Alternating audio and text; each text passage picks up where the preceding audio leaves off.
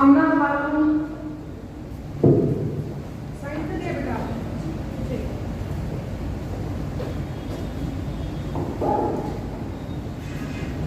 السلام عليكم ورحمة الله وبركاته.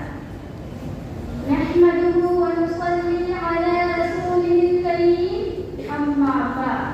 محترم سامعات محترم سامعات، موضوع سخن ہے شجر کاری کی اہمیت سنت نبوی صلی اللہ علیہ وسلم کی روشنی میں. محترم سامعات، اسلام ایک مکمل ضابطۂ حیات ہے. یہ صرف عبادت کا دین نہیں بلکہ یہ فکر کا بھی دین ہے.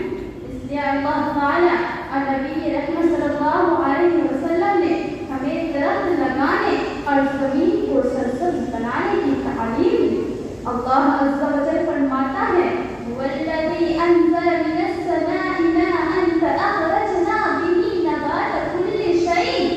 وہی ہے جس نے آسمان سے پانی برسایا پھر ہم نے اس کے ذریعے ہر قسم کے نباتات اگائے. حدیث مبارکہ ہے اگر قیامت قائم ہو رہی ہو اور یہ ہاتھ میں کھجور کا پودا ہو، اگر ممکن ہو تو وہ اسے لگا دے. سبحان اللہ، یہ ہے اسلام کا انوکھا پیغام کہ قیامت جیسا ہنگامہ برپا ہو اور نبی صلی اللہ علیہ وسلم ہمیں شجر کاری کا حکم دے رہے ہیں. اس کا مطلب یہ ہے کہ درخت لگانا محض دنیاوی فائدہ نہیں بلکہ یہ عمل عبادت کا درجہ رکھتا ہے. درخت سایہ دیتے ہیں، فضا کو خوشگوار بناتے ہیں، پرندوں کا آشیاں انسان اور جانوروں کی زندگی کا ضامن ہے. آج دنیا ماحولیاتی تباہی سے گزر رہی ہے، گرمی بڑھ رہی ہے، پانی کم ہو رہا ہے.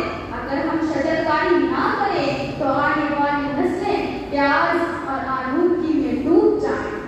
نبی صلی اللہ علیہ وسلم نے فرمایا کوئی مسلمان درخت لگاتا ہے یا کھیتی کرتا ہے پھر اس سے کوئی پرندہ انسان یا جانور کھاتا ہے تو یہ اس کے لیے صدقہ ہے. یعنی درخت لگانا صرف دنیاوی فائدہ نہیں بلکہ ذخیرہ آخرت بھی ہے. شاعر نے کیا خوب کہا ہے، درختوں سے جو ہے رشتہ وہی زندگی کا ناتا ہے. درختوں سے جو ہے رشتہ وہی زندگی کا ناتا ہے. یہ سایہ، یہ خوشبو، یہ پھل سب اللہ کا عطا ہے.